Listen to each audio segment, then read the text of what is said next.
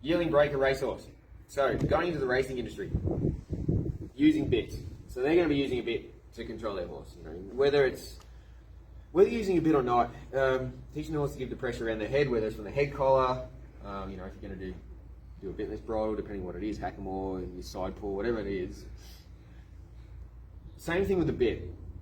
Pretty much, you're teaching your horse lateral flexion, and you're teaching your horse to do it through pressure in their mouth. So at the start of when I've got a horse in, I want to start doing the mouthing process when I'm mouthing them for a bit.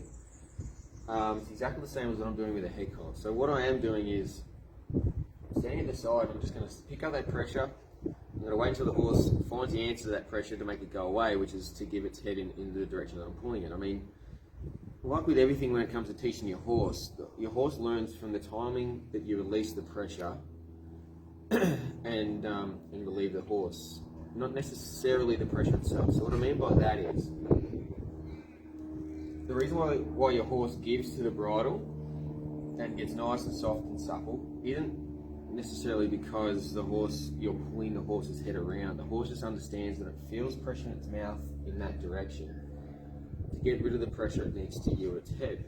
It's the same as when you're leading your horse up. It's the same as when you're asking your horse to move forwards with pressure on its side from your feet. You're putting pressure on your horse, and when it gives you the desired response or tries to find the answer, you're releasing that pressure, and your horse starts piecing it together. It's like, okay, when I feel this pressure, this is the answer that gets rid of the pressure. So, like with every bit of pressure you're applying to your horse, it doesn't necessarily need to be, you know, you're stick tapping it or you're here. Like, it can be your body language, or it can be anything that creates energy. But in this respect, when I'm introducing the horse to the bit, learning, you know, introducing this mouthing process, obviously the pressure is going to be something physical. Now, your horse is only ever going to be as light as the first bit of pressure you apply to it. You know, you would have heard that if you listen to different horse people, you would have heard that quite a few times. If you're firm with your hands or you're hard with your hands all the time, your horse is never going to get soft and supple. So you want to start with the light pressure, the lightest pressure possible. And when you're doing this mouthing process, for me, I'm just going to pick up that pressure lightly and just wait for the horse to give. So I'm going to stand next to my horse, probably about, you know, you can stand further back, but in this instance, I'm sort of, you know, midsection on my horse. The reason why I'm standing here is when I do bring the horse's head around, I want to have space where the horse can bring its head and it's not going to bump into me. So what I'm going to be doing is, I was picking up that pressure lightly. I'm just waiting for the horse to bring its head in and give to it. So what I'm after is, like I said, that horse just to give. So it feels pressure in its mouth and I want that horse to think give. I don't want to be pulling its head around to give to the bridle. I want to just put that pressure on and have the horse volunteer its nose around to me. And when it does, I'll straight away drop that pressure and reward it. Now the reason, like with everything, there's multiple different ways to do it. Everyone's got their different way. The reason why I do it this way is because once you do start increasing that pressure and start asking the horse to bring its head further and further around till you get to the point where your horse can bring its head around to its girth or its elbow. When I do bring my horse's head around there, the reason why I like to wait for it to volunteer its nose until, you know, I'm looking for that to dip its nose in towards itself and that rein to go slack before I release the pressure. And the reason why I like doing that is because it sort of makes your horse, it has to be a problem solver. So the problem in the bind I put my horse in is I bring its head around to its side, and I want it to try and think about how to get its head out straight.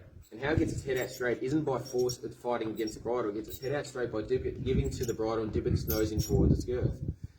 So when I first get on a horse, you know, for the first ride, third ride, fourth ride, 100th ride, I'm going to flex my horse's head either side laterally, just remind it to work on that lateral flexion.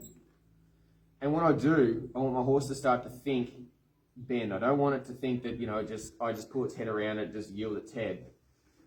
I want to have its head around to its side like this, and when it stops moving its feet and dips its nose in towards its side, I then want to reward that response and let its head out straight. So it's not just having the horse understand to give its nose around when you put that pressure on. I want the horse to understand that it needs to think give as well. So it needs to bring its head around itself and volunteer that nose in towards its side.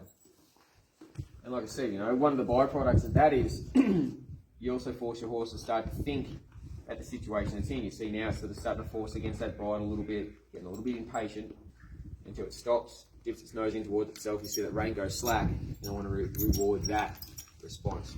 See, she's not happy with me touching up around her wither there, that's why she's shaking her head around. But I've got a horse that wants to shake her head around as well. I'm just going to be bending her.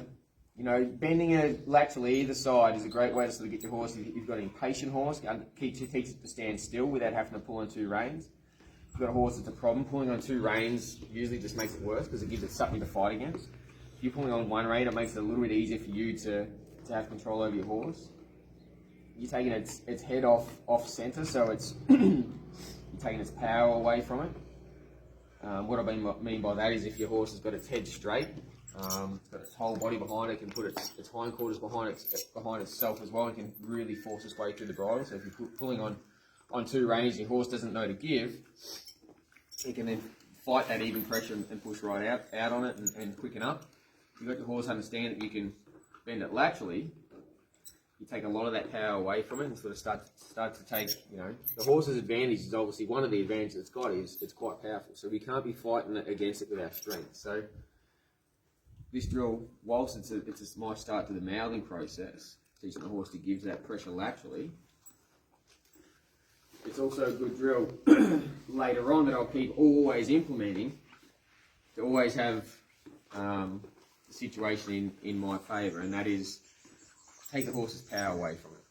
Like I said, the last thing you want to do is get into a power struggle with your horse because you'll never ever win. You're just going to make it hard work for yourself, and you're always going to have a fight in your hands. But if you get in a situation, using this drill as well, where you can take the horse's power away from itself by taking its head off centre. You know, this is the beginning of your one range stop.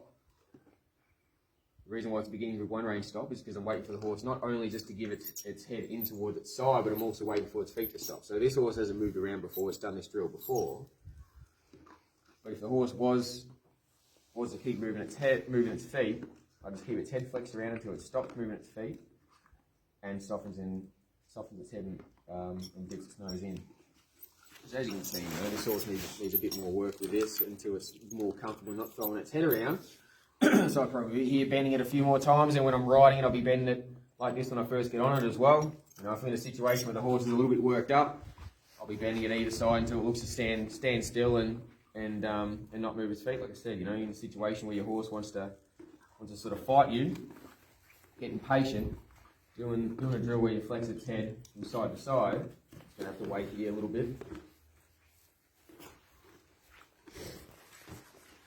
In a situation where you've got the horse where you can just flex its head side to side until it stops moving its feet, you put the horse in a situation where it can't go anywhere with its head sideways, generally.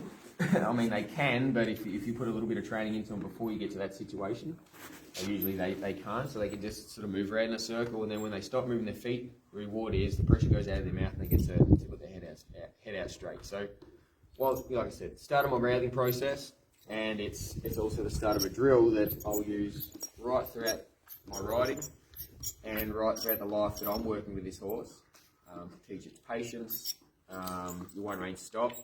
So if you've got a horse that wants to sort of take off or fold, teaching it a one range stop is a really good drill to do. So this is your starting process of doing that. You know, if you're getting your horse to give laterally, I mean vertically. So in racing, they like to have their horse, you know, carry the bridle and sort of have a nice curve in their neck. So if you want your horse to start understanding to give the even pressure in its mouth vertically, starting off with this lateral flexion, left and right, and have to understand to give to one rein is your beginning of that. So, like I said, this is my mouthing process at the start. You can also do this process. You know, if you're short on time, you can put a roll on your horse and have like an elastic sort of tie. You can get it in your side reins and have the horse with its head around to the side, so just nice and loose. It learns to give while you're not with it. But yeah, so at the start, you can just use your hands, just keep bringing its head up to its side. Asking it to waiting for it to give it that pressure. As soon as it does volunteer its nose in, think bend and find that answer. So it's trying to think what the answer is here. Once it starts to think what that answer is and give, reward it and let its head out straight. So that's a start of my mouthing process anyway.